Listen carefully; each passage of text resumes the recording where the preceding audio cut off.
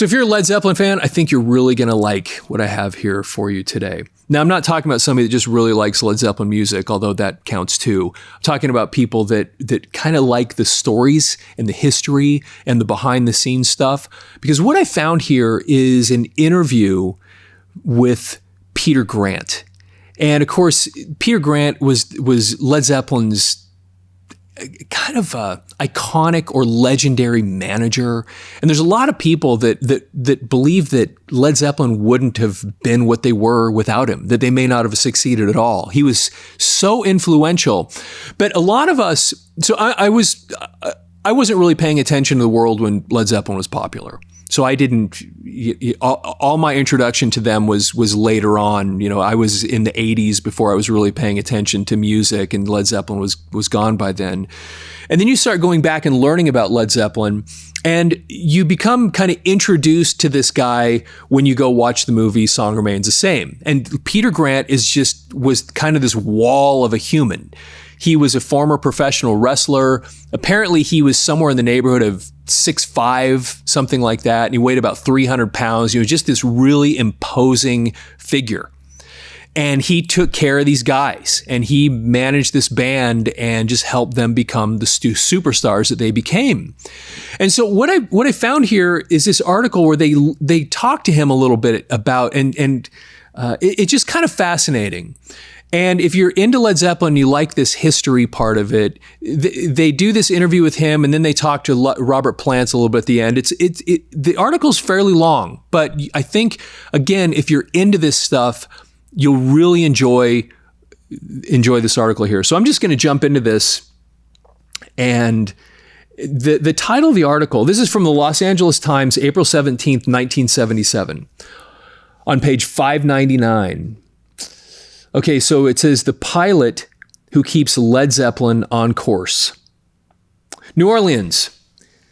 Peter Grant, the huge Buddha-shaped manager of Led Zeppelin, talks about rock and roll as a jungle. You've got to be tough, he says, like the time he poured a bucket of water over a video machine that was being used to illegally film a Zeppelin concert. Or when he threw a TV news crew off the Inglewood Forum stage, literally. This is one of the things that he was very protective of the band and their intellectual property, of course, the live concerts. And he was known for this. People that would try to bootleg it, if he ever saw that, he would stop it. So anyway, he was brutal with this stuff.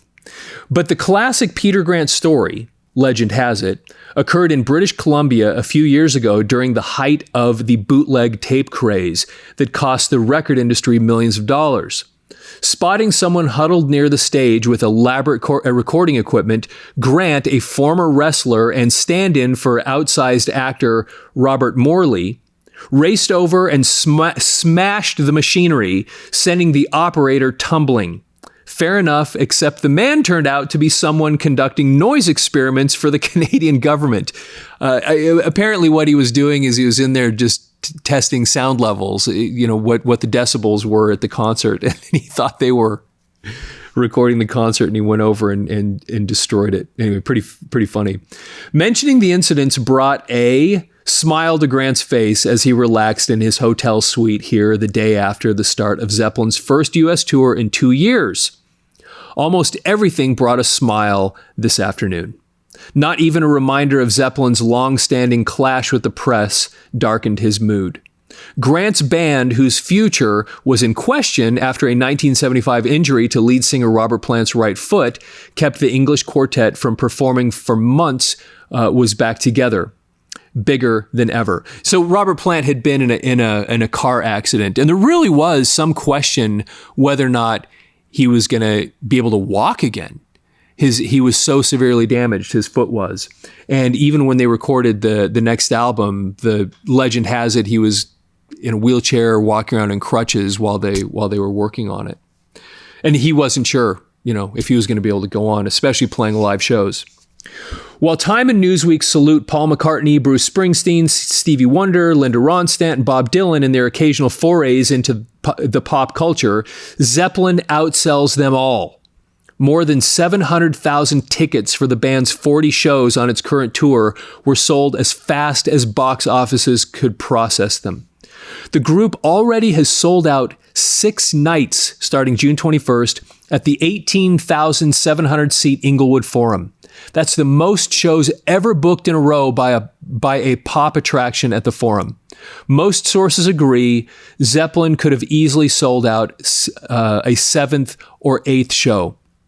The demand for tickets, it was so intense in some cities that many riots occurred. So what then if the media was off chasing the Rolling Stones or Margaret Trudeau? By the way, in Toronto rather than huddled with notepads and cameras at Grant's door. By the way, Margaret Trudeau, that's the mother of the current current Prime Minister of Canada, by the way, in case you're wondering. Kids knew Zeppelin was the real story in rock. Besides, the press never mattered to Grant.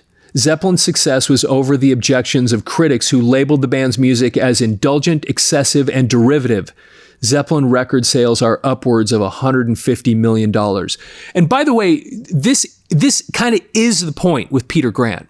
One of the things that he knew was that it wasn't about the singles and the radio play. He somehow had this vision of concerts in the United States, that he could get this band over there and sell like album rock. And that if they played over there, and they would put on these epic concerts. I, of course, never saw them. But I mean, if you go read the comments in some of the videos on this channel, the Led Zeppelin videos that we have, because we have a bunch of them, people talk about the concerts. And I didn't realize, I mean, Led Zeppelin was playing 3-hour concerts. These were epic events. Generally, no opening act. But it was such a big deal. Peter Grant understood that the potential and power of that he could get this band over here and then just kind of on almost like a grassroots level, turn them into these massive superstars, outselling everybody else, even when they're being ignored by the press. Fascinating thing what they did. Okay, Zeppelin record sales are upwards of $150 million. And remember what year we're reading here. This is 1977. So it's 1977, $150 million. Grant figures the media's refusal to acknowledge the group's commercial supremacy in rock has, ironically, only helped reinforce Zeppelin's ties with its young audience. That's why the band doesn't court the press. There was no junket to Dallas for the start of the tour, the way The Who did last year in Houston. There also aren't backstage receptions after each show the way Paul McCartney did on his last tour. All that stuff bores the band, a Grant aide claims. Offered Grant, quote, "What do reviews or stories mean? Record companies cut them out, mimeograph 5,000 copies or whatever, and send them to radio stations or to each other. Big deal. The main thing to remember is the people in the street. Their belief in the group is what is important. It doesn't matter what anybody says about the group. It's what the group does on stage or on record that counts. Zeppelin has always delivered. That's how we can have kids camping outside the Forum in the parking lot for days without taking out an ad or sell 20,000 tickets in Detroit just because one disc jockey says tickets are going on sale." That unquote. That is so amazing. And it tells you the power that Led Zeppelin had in pop culture at the time. They didn't even have to do big announcements of the concerts happening. It's street level and everybody knows it. And actually, they even tested this when they put out Led Zeppelin 4, as you probably are aware if you know Led Zeppelin. Led Zeppelin 4, the album, there was no writing on the album at all. If you didn't know it was Led Zeppelin, you wouldn't have known what the album was. There isn't even anything on the spine. If you get out Led Zeppelin 4, you have that famous picture on the front of the guy with the thing on his back. And then if you open it opens up, so you kind of see that it's a wall that's kind of broken, but there's no writing at all. And then you open up the album on the inner fold, and again, it's just a graphics, a picture, no writing. And so he kind of drives that point here that they had so much power. They were so important in pop culture. They didn't even need to put the name of the band on the record cover, and it still got sales, and people still figured it out, and people still bought it in the millions. Okay. Led Zeppelin was a hit from the beginning. Jimmy Page, the band's celebrated 33-year-old guitarist, was known as a top session player in England before he was 21. He played on hundreds of records in the mid-1960s, from The Who's I Can't Explain to Joe Cocker's With a Little Help from My Friends. His link to pop stardom, however, was his membership in the Yardbirds, the much-respected blues rock band whose alumni also include guitarist Eric Clapton and Jeff Beck. When the Yardbirds broke up in 1968, the group's manager, Peter Grant, encouraged Page to put another band together.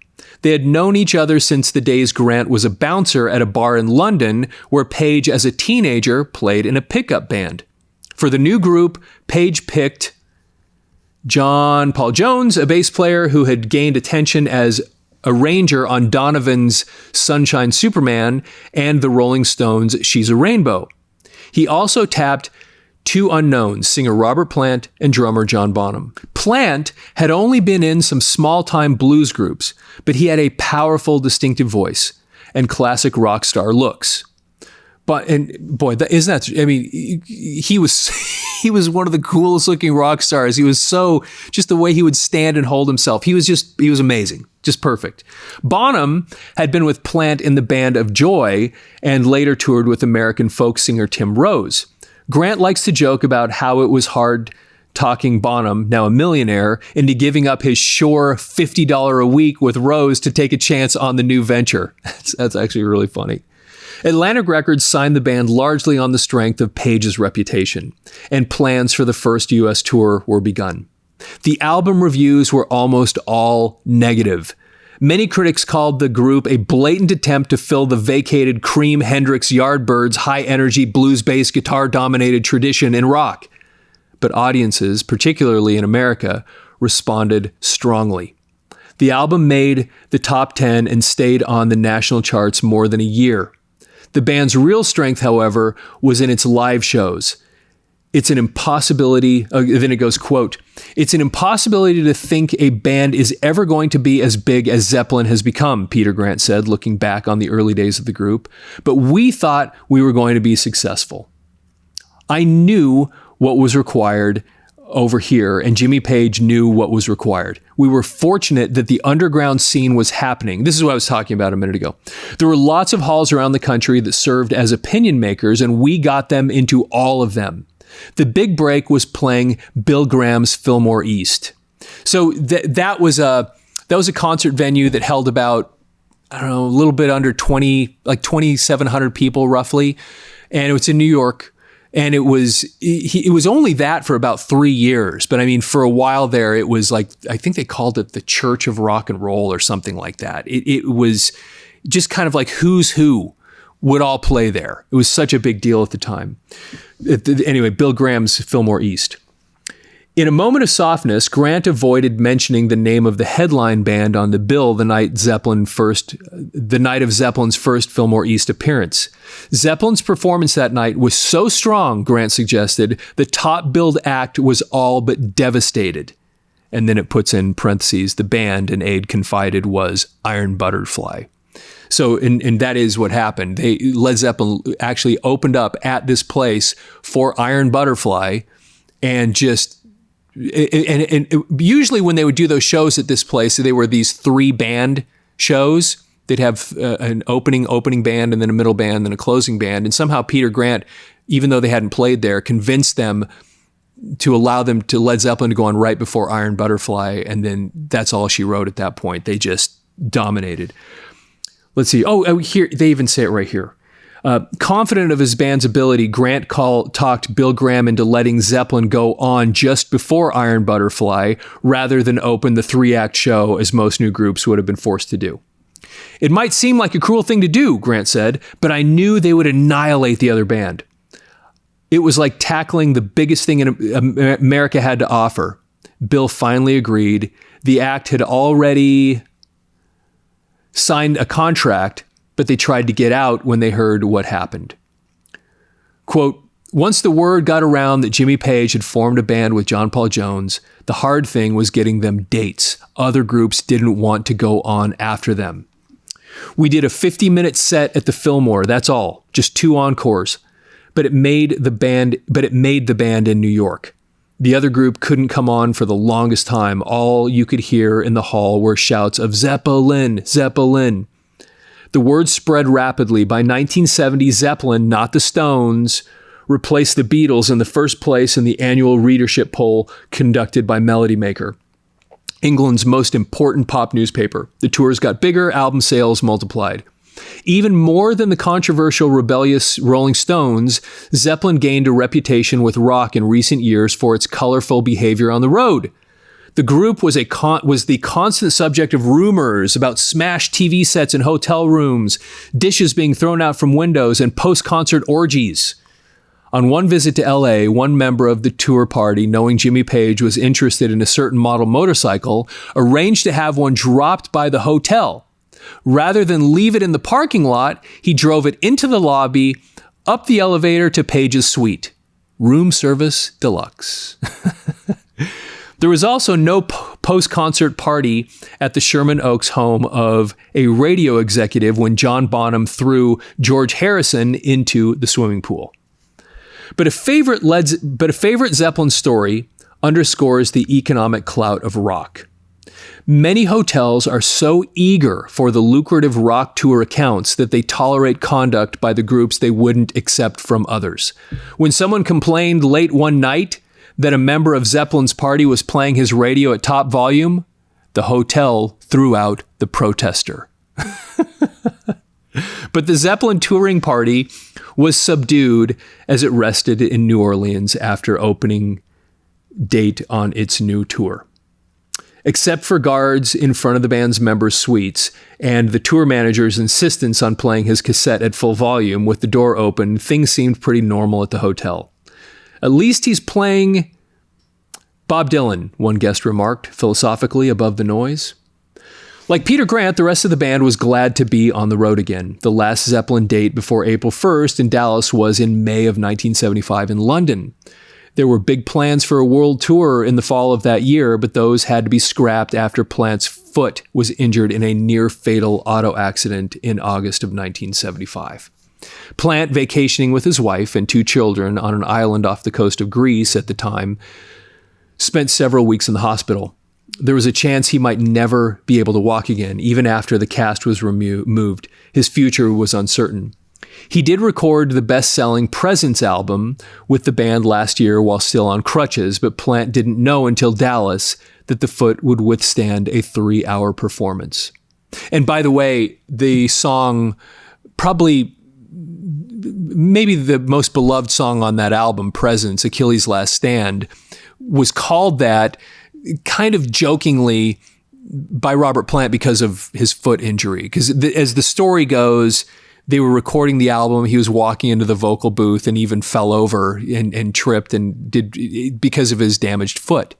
And so he had made they in jest kind of called that song Achilles' Last Stand in reference to the foot injury. Let's see here. He did record the best-selling Presence album with the band. Oh, we already read that.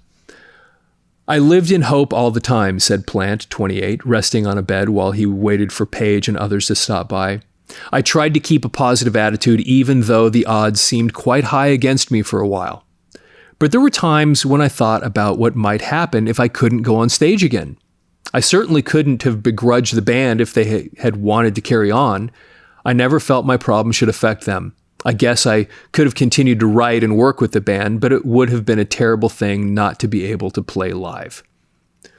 Undaunted by the band's relatively low critical standing, Plant is proud of Zeppelin's accomplishments. Quote, I have no real concept of how big the band is. I don't know if any of us does.